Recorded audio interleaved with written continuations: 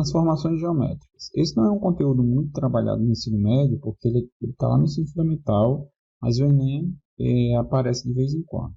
Então, a transformação geométrica é uma aplicação matemática entre duas figuras geométricas, de modo que a partir de uma figura geométrica original se forma outra figura igual ou semelhante à primeira, certo? Então, no plano, nós temos dois principais casos de transformações geométricas: isometrias e homotetias. As isometrias, nós vamos destacar aqui inicialmente o que são as isometrias. As principais são três, certo? Vamos pegar um plano cartesiano como referência. Vamos pegar aqui uma figura, um triângulo. Então, imagine que o eixo Y aí é um espelho. Então, qual seria o reflexo, né, desse triângulo? Seria um triângulo, ficaria no segundo quadrante, e a distância entre os vértices aí seria igual em relação a esse eixo Y.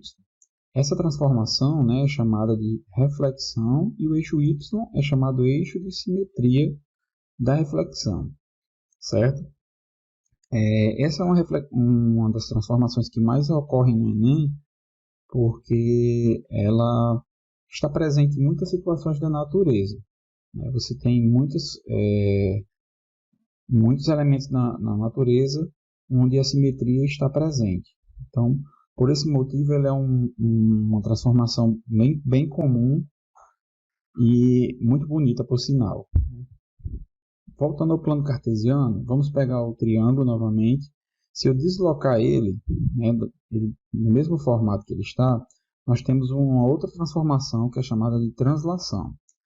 Nesse caso, a distância entre os vértices desse triângulo elas são constantes, né? A distância é igual entre os vértices. Essa é uma transformação chamada translação. Agora vamos pegar o mesmo plano cartesiano e vamos pegar também novamente o triângulo. Então, se eu pegar, por exemplo, fixar em um vértice e rotacionar, nós temos uma outra transformação isométrica, né, que é chamada de rotação. Você tem um ponto central, que é o eixo de rotação, e essa é a outra transformação que nós temos. Então, resumindo, em relação às isometrias, nós temos três principais casos de transformação: as reflexões, as translações e as rotações. Elas podem trabalhar em conjunto também, certo? Pode acontecer mais de uma. Um outro tipo de transformação que nós temos são as homotetias, certo? Vamos pegar aqui como exemplo, eu vou pegar a logo do IF, certo? E vou pegar aqui um ponto à esquerda dela. Esse ponto à esquerda eu vou chamar de centro da homotetia. E vou pegar segmentos de retas, né, que partem desse ponto e passam pelas extremidades dessa figura. Então, o que é que eu posso fazer? Eu posso reduzir essa figura, mantendo as devidas proporções. Então, eu vou ter uma figura semelhante. Como eu também posso ampliar. Também terei uma figura semelhante, mantendo as devidas proporções. Essa redução e ampliação, nós chamamos de homotetia. Então, eu tenho uma homotetia de redução, uma homotetia de ampliação. Todas essas transformações que eu falei, elas trabalham em conjunto. Então, quando elas trabalham em conjunto, nós temos uma infinidade de consequências que nós podemos ter. Então, para isso eu vou falar, por exemplo, de um cara que é adoradinho, queridinho do Enem, que é um artista plástico holandês chamado Escher. Escher, ele normalmente ele aparece no Enem. Ele já apareceu até em provas que nem são de matemática, porque ele tinha como uma característica trabalhar com formas, com mosaicos, né? Ele trabalhava com rotação de figuras, com ilusões de ótica, construções impossíveis, mas ele aplicava todas essas transformações que nós vimos, certo? Então, vamos agora fazer um exercício sobre esse conteúdo. Bem, pessoal, a questão é essa aqui, certo? A questão do Enem 2018. Ela diz o seguinte: isometria é uma transformação geométrica que, aplicada a uma figura, mantém as distâncias entre pontos. Duas das transformações isométricas são a reflexão e a rotação. A reflexão ocorre por meio de uma reta chamada de eixo certo? Que é o eixo lá de simetria. E esse eixo funciona como um espelho. A imagem refletida é o resultado da transformação. A rotação é o giro de uma figura ao redor de um ponto chamado de centro de rotação. A figura, né, essa figura aqui ao lado, ela sofreu 5 transformações isométricas nessa ordem. Então está aqui as ordens das transformações. A questão é, qual é a posição final dessa figura? Então, resumindo, essa figura, o coraçãozinho aqui, ela vai sofrer 5 transformações, né? Rotação, flexão, e no final, como é que ela vai ficar? Então, para melhorar aqui, para a gente manipular melhor essa figura, vamos pegar aqui um slide mais limpo, certo? Vou pegar esse slide aqui que a gente consegue manipular melhor. E as instruções aqui do lado. Então, eu vou pegar aqui, certo? Um spoiler aqui, ó. Eu vou pegar aqui essa figura aqui, que é o coração, certo? Então, vamos manipular ela. Ela vai sofrer as transformações, então vamos lá. Então, uma coisa que eu coloquei aqui, você percebe, é duas linhas. Quando a gente trabalha principalmente com rotação, é muito interessante a gente ter essas linhas como referência, porque é muito difícil você perceber, por exemplo, um giro de 30 graus em um coração, sem você ter uma referência.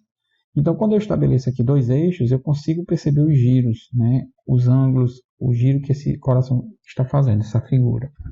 Então, a dica é, façam esses eixos aqui como referência. Então, a primeira transformação que a figura sofre aqui, né, vamos colocar aqui, é uma reflexão no eixo X. Então, o eixo X, a reflexão, lembre-se de reflexo. Então, esse aqui vai ser é como se o eixo X fosse o espelho.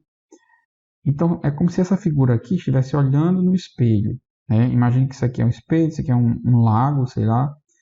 E como é que essa figura vai se formar aqui embaixo, né? Será que ela vai ficar assim? Não. Por quê? Porque isso aqui seria uma translação. A propriedade da reflexão diz que a distância, a figura que vai ser formada, os pontos dessa figura têm que estar à mesma distância em relação ao eixo de simetria do que com a figura original. Como assim, traduzindo?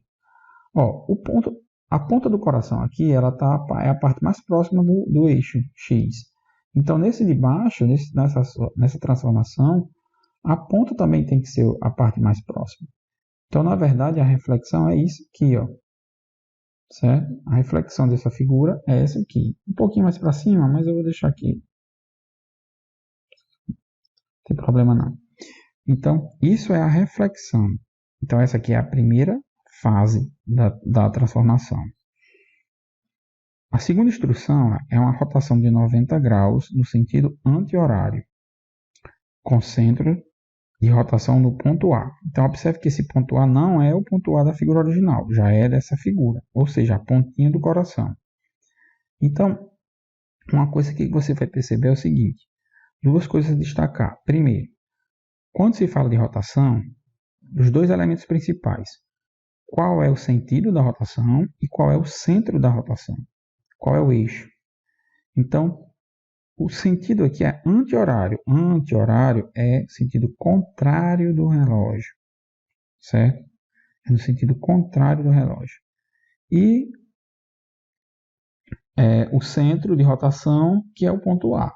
Então, essa figura, aí aqui é a importância de você ter esses eixos aqui, ó, na figura. Então, observe que aqui é 90 graus, ó. Então, esse eixo aqui, central, ele tem que fazer um giro para cá, né?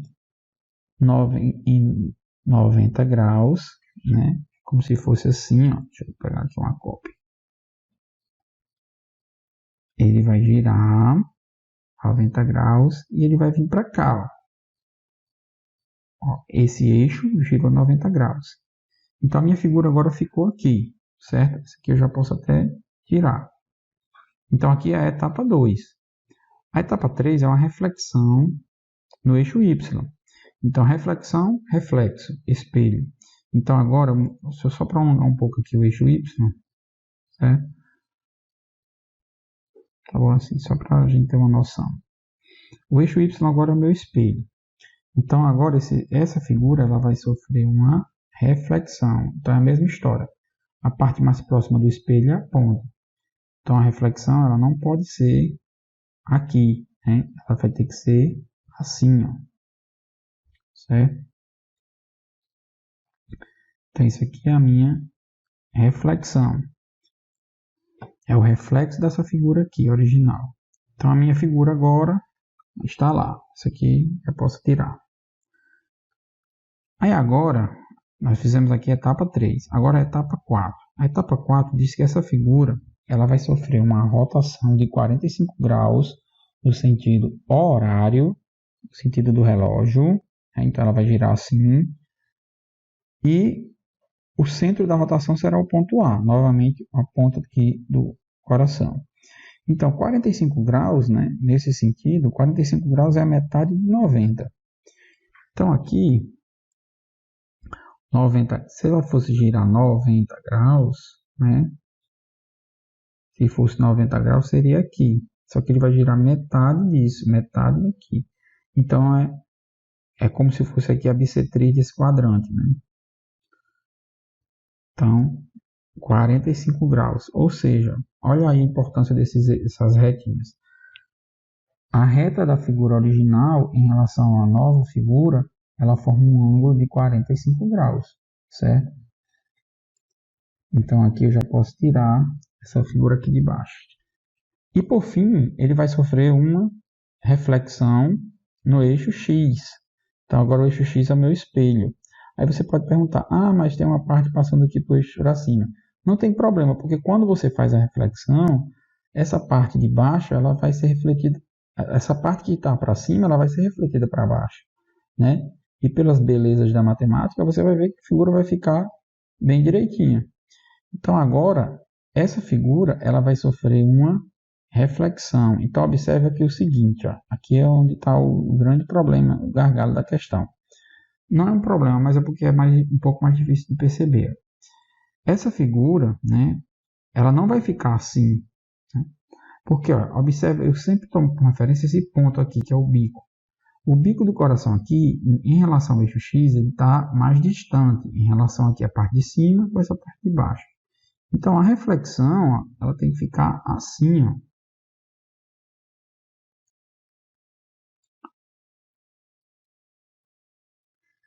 Né? É como se fosse o reflexo dessa figura aqui, ó. Então, observe o eixo X. Então, essa distância aqui da ponta do coração para cá, ela vai ser a mesma se você olhar para a figura de baixo, certo? Então, essa é a reflexão. Então, o coração final que a gente está interessado é esse aqui, certo? Que é o item C, né? Então, aqui a resposta correta da questão é o item C, certo? Vou até marcar aqui, item C. Então, essa é a resposta correta. Então, observe o seguinte, se você ficou confuso, porque realmente, às vezes, nem todo mundo consegue visualizar essas transformações, veja o vídeo mais de uma vez, façam alguns exercícios, eu vou propor mais algumas questões, e vocês vão exercitando, certo? Com certeza, né? Quase certeza, essa questão de transformações vai aparecer novamente no Enem. É uma coisa que geralmente aparece, porque está entre as competências e habilidades exigidas, então normalmente vai aparecer alguma coisa lá. Então é interessante, só uma ressalva aqui, no ensino médio, essas transformações que a gente viu, que eu já expliquei todas, as homotetias, todas as outras, elas são uma das aplicações que nós temos das matrizes, né? O pessoal do segundo ano estuda matrizes, determinantes, essas coisas, ficam na dúvida, meu Deus, o que eu estudo matriz não serve para nada na nossa vida, não serve para nada, não sei onde é que se aplica na matemática. Então, uma das grandes aplicações das matrizes é exatamente fazer transformações. Então, a matriz ela faz rotações de figuras, né? Quando você vai estudar um conteúdo, provavelmente na graduação, você verá esse conteúdo que é álgebra linear. Então, esses conteúdos da graduação, né, de nível superior, vocês vão ver que a operação matemática que faz com que essas transformações aconteçam são as matrizes, né? É algo extremamente importante. Inclusive, quando eu faço essa rotação aqui dentro do programa, o programa está aplicando matrizes aqui para fazer essas transformações. Então, pessoal, o vídeo ficou um pouco longo porque esse vídeo eu expliquei uma parte, que é um conteúdo que não tem no ensino médio normalmente, e resolvi a questão, e eu estou comentando. Então, provavelmente o vídeo vai ficar um pouco longo, mas não tem problema. Você chegou até aqui, eu vou colocar os exercícios para vocês trabalharem essa questão de transformações. Essa parte, como eu disse no começo, às vezes dá para você fazer a questão sem que você está desenhando, certo? Porque você desenhar, você perde muito tempo. E visualizando assim, quando você vai treinando, o seu cérebro ele começa a perceber essas transformações e fazer isso de uma forma mais rápida, processar essas transformações de forma mais rápida. Então é isso, pessoal. Eu espero que vocês tenham gostado dessa aula e até a próxima e façam aí os exercícios. Qualquer coisa, vamos marcar para a gente tirar as dúvidas aí e valeu!